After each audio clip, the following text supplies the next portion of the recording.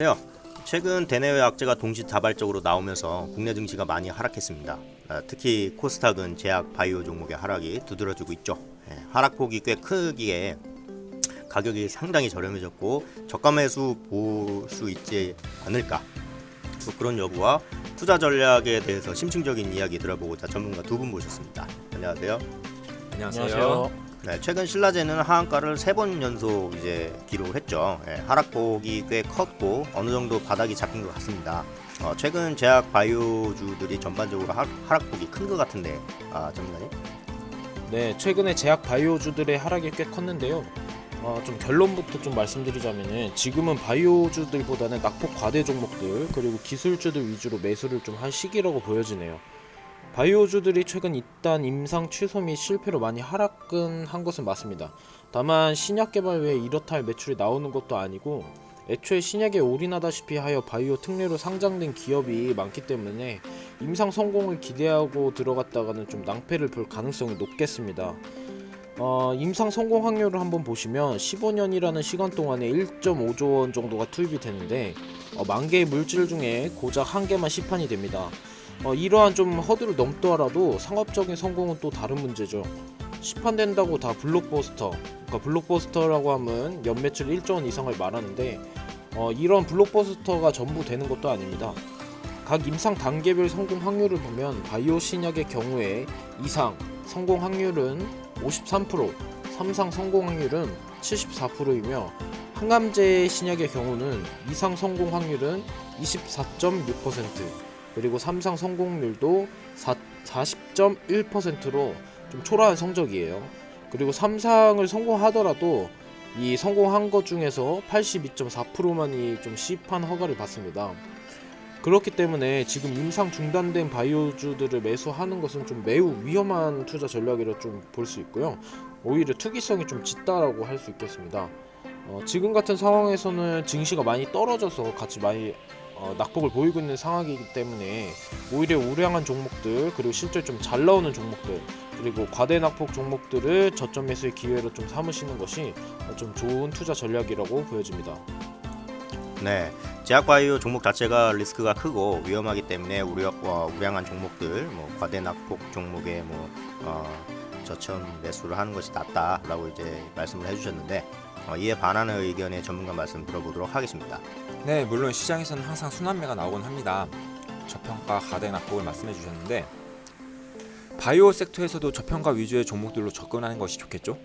말씀하신 내용은 기대감에 상승한 종목으로의 투기적 접근이 아닐까 합니다. 회사의 가치를 생각하지 않고 그냥 인상 진행한다는 것만으로 접근했다가는 고평가에 진입하는 것이죠. 즉 단순 기대감에 투자하며 잭팟을 바라는 것인데 긴 시간 동안 큰 금액이 투자된다고 말씀하셨습니다. 그만큼 어려운 것이 사실이고 그 시간 동안 확인하고 공부해서 접근해야 성공 확률이 높은 투자가 되겠습니다. 결국 투기 대응적인 접근이냐 투자의 가치 접근이냐의 문제인 것이죠. 바이오 산업에 대한 육성은 삼성에서도 밀고 있고 정부 측에서도 계속 지속 밀고 있기 때문에 미래 산업으로 충분한 가치가 있을 것으로 사료됩니다. 네, 현재 비정상적인 상승세를 보였던 종목들이 있지만 바이오 산업을 정부에서도 지원을 하고 있기 때문에 기술력 있는 제약 바이오주 그런 종목들 접근 유효하다라는 말씀 잘 들었습니다. 네, 그러면 이런 장세 속에서 투자 포인트는 어떻게 잡아나가야 될까요? 제약 바이오 종목이 우리나라 국가 기관 산업도 맞고 바이오주 특징상 미래를 반영하여 움직이는 것도 맞는 말씀입니다. 다만 주력으로 했던 신약이 임상이 중단이 되고 문제가 생긴다면 탈출을 해야 될 시기지 지금 일확천금을 노리고 리스크를 감수하면서까지 들어갈 만한 투자 전략은 아니라는 것입니다. 실례로 2017년 그리고 18년도에 바이오 붐이 불었었죠. 그때 신라젠, 셀트리온 8배, 9배 가는 일도 아니었습니다. 그때 바이오의 비읍점만 엮여도 날아갔던 시절이었죠. 그때 올랐던 주가에 비하면 사실 지금 많이 떨어졌다고 해도 현 주가는 아직 좀 거품이 껴있는 가격이라고 보여집니다. 따라서 지속적으로 매출을 발생을 시키면서 신약 개발을 하는 종목이라면 조금 고려를 해봐도 괜찮겠으나 바이오 특례로 상장이 되어 있는데 지금 임상 중단이 된 기업들은 지금 접근하는 것 자체가 좀 위험하다고 할 수 있겠습니다. 네, 맞습니다.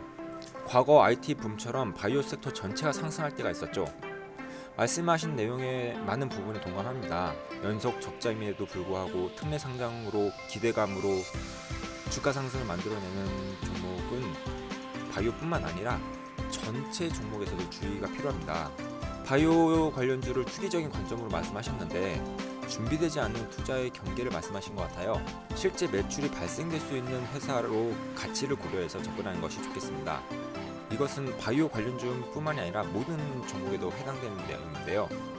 신약 개발에 대한 기술력을 확실히 체크해야 하며 시장에 유통될 시 매출 규모 등을 체크하며 투기가 아닌 투자로 적극 접근해야겠습니다.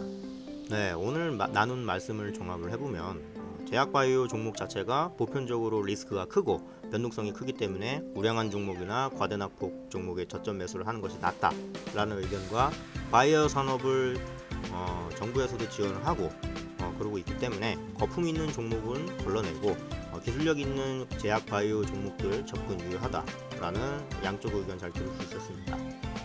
자원이 많지 않은 대한민국이 나아가야 할 길은 결국 첨단 산업 방향이겠죠. 제약 바이오 섹터는 정부에서도 밀어주고 있는 산업이지만 기대감만으로 가는 종목보단 실질적으로 매출이 잡히면서 저평가에 머물러 있는 견실한 종목을 골라내야 할 필요성이 있겠습니다. 네, 어려운 장 견뎌주고 계시는 이제 투자자분들 많이 이제 어려우시겠지만 그래도 이제 이렇게 많이 이제 종목이 빠졌지만 또 회사의 가치에 결국은 주가는 따라오게 되어 있으니까 너무 걱정하지 않으시고 투자에 임하시면 괜찮을 것 같습니다. 감사합니다.